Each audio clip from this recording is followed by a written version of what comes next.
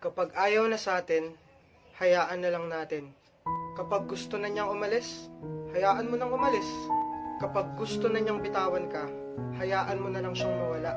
Oo, alam ko mahirap kasi mahal mo pa.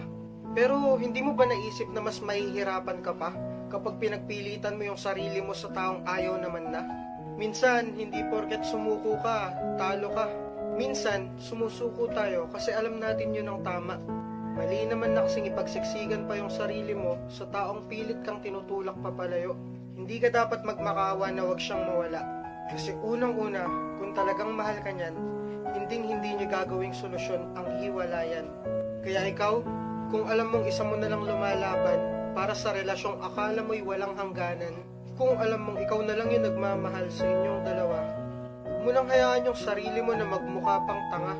Yung sakit na nararamdaman mo, ngayon lang yan.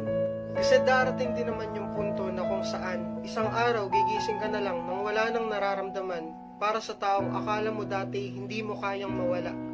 Kaya kung ayaw na niya, sumuko ka na.